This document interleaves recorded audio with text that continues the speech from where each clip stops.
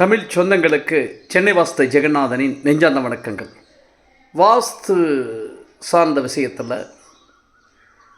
இலவச ஆலோசனை என்பது சரியா அப்படின்னு சொன்னால் என்னை பொறுத்தவரை தவறுன்னு சொல்லுவேன். நண்பர்கள் சொல்கிறாங்க, அதே போல் இன்ஜினியர் சொல்கிறாங்க. இலவச ஆலோசனை நமக்கு தெரிந்தது கூட இலவச ஆலோசனையாக தான் நம்ம வச்சுக்கணும்.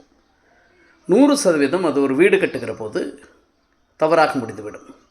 ஏனென்று சொன்னால் அது சார்ந்த ஒரு விஷயத்தை தொழிலாக பார்க்கிற மனிதர்களை அழைத்து பார்க்கும்போது தான் எந்தவித தவறு இல்லாமல் அந்த வீடு நிறைவு வரும் என்பது தின்னும்.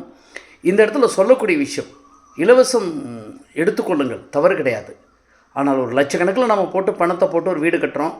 கட்டுகிற பொழுது நாளைக்கு ஒரு மாற்றத்தை செய்கிற ஒரு நிகழ்வு என்பது அந்த இடத்துல இருக்கக்கூடாது.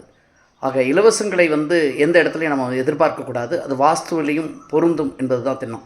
நம்ம ஆலோசனை நமக்கு தெரியுதுன்னு சொல்லிட்டு நம்முடைய கர்மா மறைத்து விடும். இப்போ நானே ஒரு வீடு கட்டுகிறேன்னு சொன்னால், நான் ஒரு கட்டணும்னு சொன்னால், எனக்கு நான் வாஸ்து எக்ஸ்பர்ட்டாக இருந்தாலும் கூட நான் வேறொரு மனிதரை அழைத்து பார்ப்பேன் ஒரு சாஸ்திரத்திற்காக. அந்த இடத்துல என்னுடைய கர்மா எனக்கு என்னுடைய கண்ணை மறைத்துவிடும் என்று தான் சொல்வேன்.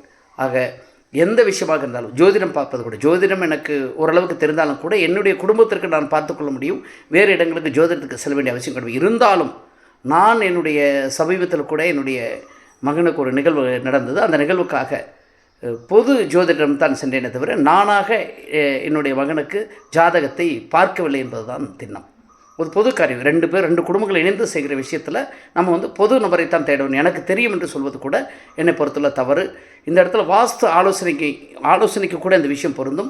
இந்த இடத்துல என்னை நீங்கள் அலையுங்க என்று சொல்வதை உங்களுக்கு அருகில் யார் இருக்காங்களோ அவர்களை கூட அழைத்து பார்த்து கொள்வது நலம். அப்பொழுதுதான் அந்த கட்டடம் ஒரு சரியான முறையில் வரும். மீண்டும் ஒரு நல்ல கருத்தோடு சந்திப்போம். நன்றி, வணக்கம், வெற்றி நிச்சயம், ஜெயஹிந்த்.